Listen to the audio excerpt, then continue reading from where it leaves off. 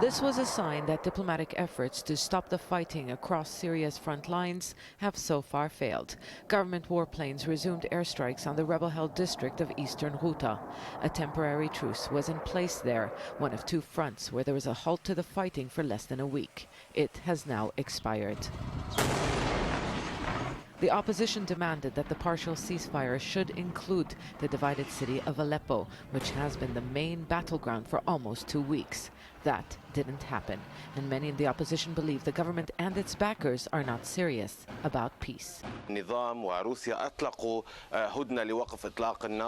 regime and Russia announced these temporary truces only so that factions across the country won't retaliate to what they are doing in Aleppo. What kind of a truce is this when there are dozens of martyrs in Aleppo? These partial truces only benefit the regime.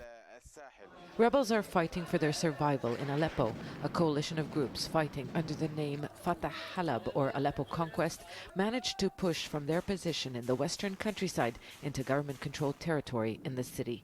They weren't able to hold their gains, but they have managed to prevent the military's ongoing attempts to move into rebel-held districts.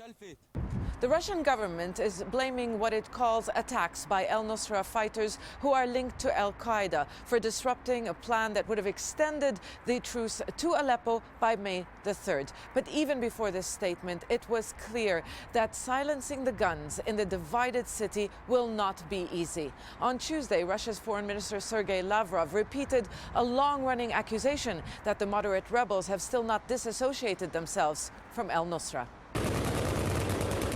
The opposition has long accused Moscow of using the presence of Nusra on the battlefield as a pretext for military campaigns against the opposition.